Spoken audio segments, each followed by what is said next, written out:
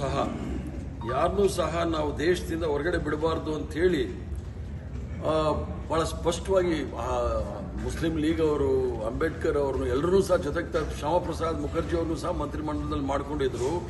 ಭಾಳ ಸ್ಪಷ್ಟವಾಗಿ ನೆನ್ನೆ ಇಂಡಿಯಾ ಟುಡೇನಲ್ಲಿ ಬಂದಿದೆ ನೋಡಿ, government has got no record on RSS participating in republic day parade ಅಂತೇಳಿ RTIನಲ್ಲಿ ತೆಗೆದುಕೊಂಡಿರ್ತಕ್ಕಂಥದ್ದು ಭಾಳ ಸ್ಪಷ್ಟವಾಗಿದೆ. ಇವರು ತಮಗೆ ಅವರ ಅಸ್ತಿತ್ವವನ್ನು ಲೆಜಿಟಿಮೈಸ್ ಮಾಡ್ಕೊಳ್ಳೋಕ್ಕೆ ನಾವು ಅದನ್ನು ಒಪ್ಕೊಂಡಿದ್ದೀವಿ ಅಂತ ಹೇಳ್ತಾರೆ. ಯಾರೂ ಸಹ ಅದರಲ್ಲೂ ಸಹ ಪಂಡಿತ್ ಜವಾಹರ್ಲಾಲ್ ನೆಹರೂರವರು ಒಪ್ಕೊಳ್ಳೋ ಸಾಧ್ಯನೇ ಇಲ್ಲ. ಮತ್ತು ಇದರಲ್ಲಿ ನಮ್ಮ ಮೊದಲನೇ ಗೃಹ ಸಚಿವರಾಗಿದ್ದಂಥ ಸರ್ದಾರ್ ವಲ್ಲಭಾಯ್ ಪಟೇಲ್ರವರು RSSನ ಬ್ಯಾನ್ ಮಾಡಿದರು, ನಿಷೇಧ ಮಾಡಿದರು.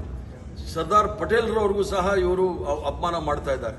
ಇದೊಂದು ದ್ವೇಷಪೂರಿತ, ಪ್ರಚೋದನಕಾರಿ ಮತ್ತು ಈ ಒಂದು ಹೇಟ್ ಸ್ಪೀಚ್ ಮಾಡ್ತಕ್ಕಂಥವನ್ನ, ಒಂದು ದ್ವೇಷದ ಭಾವನೆಗಳನ್ನ ಹರಡ್ತಕ್ಕಂಥ ಸಂಘಟನೆ. ಅದಕ್ಕೋಸ್ಕರ ಇದನ್ನು ನಿಷೇಧ ಮಾಡಿದೀವಿ ಅಂತ ಹೇಳಿ ಸರ್ದಾರ್ ಪಟೇಲ್ರವರು ಸಹ ಹೇಳಿದರು.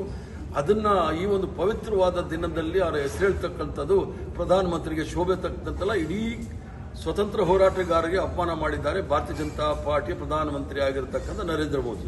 ಮನವೊಲಿಸುವಂತ ಪ್ರಯತ್ನ ಮಾಡ್ತಾ ಇದ್ದಾರೆ RSS ಅವ್ರನ್ನ. ಯಾಕಂದ್ರೆ ಕೆಲವೊಂದು ಮಾತುಗಳು ಕೂಡ 75 ವರ್ಷ ಈಗ RSS ಅವ್ರನ್ನ ಮನವೊಲಿಸಕ್ಕೆ ಅವ್ರು ಯಾರು ಅಂತ ದೇಶದಲ್ಲಿ ಜನ ಆರಿಸಿ ಕಳಿಸಿದ್ದಾರೆ.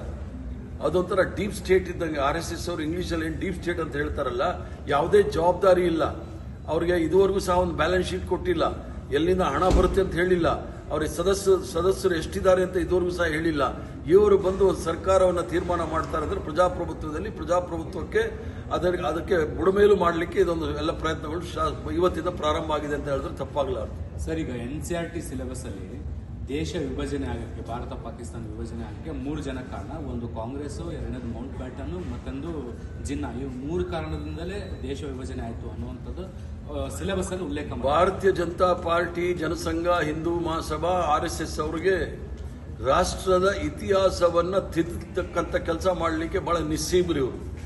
ಭಾರತದ ಸ್ವತಂತ್ರ ಹೋರಾಟದ ಇತಿಹಾಸವನ್ನು ನೀವು ತೆಗೆದುಕೊಂಡಾಗ ಮೊಟ್ಟ ಮೊದಲನೆಯ ರೆಸಲ್ಯೂಷನ್ ಅಂತ ಏನು ಇಂಗ್ಲಿಷಲ್ಲಿ ಹೇಳ್ತಾರೆ, ನಿರ್ಣಯ ಮಂಡನೆ ಆಗಿದ್ದು ಬೆಂಗಾಲಲ್ಲಿ ಇರ್ತಕ್ಕಂಥ ಫಜಲಾಲಿ ಬೇಗ್ ಮತ್ತು ಶ್ಯಾಮಾ ಪ್ರಸಾದ್ ಮುಖರ್ಜಿ ಇದ್ದಂಥ ಕ್ಯಾಬಿನೆಟ್.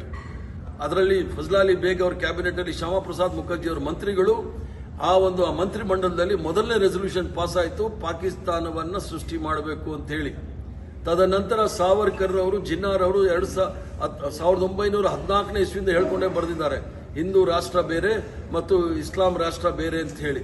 ನಮಗೂ ಅವ್ರಿಗೇನು ವ್ಯತ್ಯಾಸ ಇದೆ ಅಂತ ಹೇಳಿದ್ರೆ, ಭಾರತೀಯ ಜನತಾ ಪಾರ್ಟಿ, ಜನಸಂಘ, ಹಿಂದೂ ಮಹಾಸಭಾ, RSS ಅವರು ಧಾರ್ಮಿಕ ರಾಷ್ಟ್ರೀಯತೆಯನ್ನ ಹೇಳ್ತಾರೆ. ನಾವು ಹೇಳ್ತಕ್ಕಂಥದ್ದು ಸಂವಿಧಾನಿಕವಾದ ರಾಷ್ಟ್ರೀಯತೆಯನ್ನ ಕಾಂಗ್ರೆಸ್ ಪಕ್ಷದವರು ಹೇಳ್ತಾರೆ.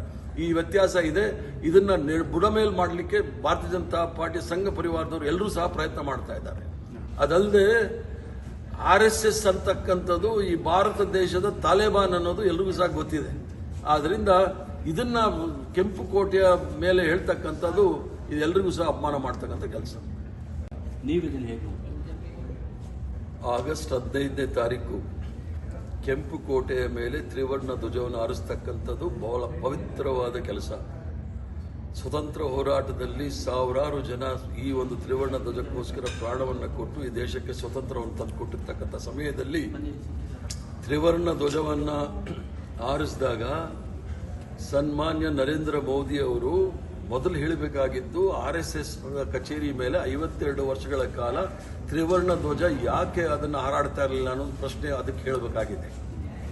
ಜೊತೆಗೆ RSSನ ಸ್ಲ್ಯಾಂಗನೆ ಮಾಡೋದಿದೆಯಲ್ಲ, ಸಂಪೂರ್ಣವಾಗಿ ಸ್ವತಂತ್ರ ಹೋರಾಟದ ವಿರುದ್ಧವಾಗಿದ್ದಂಥವರು RSS ಅವರು, ಹಿಂದೂ ಮಹಾಸಭಾದವರು, ಈ ಸಂಘಗಳೆಲ್ಲ ವಿರೋಧ ಇದ್ದವರು, ಅವ್ರನ್ನ ಹೊಗಳ್ತಕ್ಕಂಥದ್ದು. RSS ಒಂದು ನೋಂದಾಯಿಸಿರ್ತಕ್ಕಂಥ ಸಂಘಟನೆ ಅಲ್ಲ, it's not A registered body. ಅವ್ರಿಗೆ ಇವತ್ತು ಇಡೀ ಪ್ರಪಂಚದಲ್ಲಿ ಅತಿ ದೊಡ್ಡ ಸಂಘಟನೆ ಅಂತ ಹೇಳಿದಾಗ ಅಷ್ಟೊಂದು ದುಡ್ಡು ಎಲ್ಲಿಂದ ಬಂದಿದೆ? ಅವ್ರಿಗೇನಾದ್ರು ತಾಲಿಬಾನ್ ಅವ್ರು ಕಳಿಸಿದಾರಾ ಅಥವಾ ಪಾಕಿಸ್ತಾನ ಅವ್ರು ಕಳಿಸಿದಾರ ಅಂತ ಬಹಳ ಸ್ಪಷ್ಟವಾಗಿ ಹೇಳಬೇಕಾಗುತ್ತೆ. ಅದನ್ನು ಬಿಟ್ಟು ದೇಶದ ಸ್ವಾತಂತ್ರ್ಯಕ್ಕೋಸ್ಕರ ಪ್ರಾಣಾರ್ಪಣೆ ಮಾಡಿರ್ತಕ್ಕಂಥವ್ರನ್ನ ಹೆಸರು ನೆನೆಸ್ಕೊಳ್ಳೋದು ಬಿಟ್ಟು ಶ್ಯಾಮಾ ಪ್ರಸಾದ್ ಮುಖರ್ಜಿ RSS ನೆನೆಸ್ಕೊಳ್ಳೋದು ಇದೆ ನೋಡಿ, ಇದು ದೇಶದ ದುರಂತ, ಈ ದೇಶಕ್ಕೆ ಮಾಡಿರ್ತಕ್ಕಂಥ ಅಪಮಾನ ಅಂತ ಹೇಳಿ ನನ್ನ ಭಾವನೆ. ಈಗ ಬಿಜೆಪಿ ಅವರು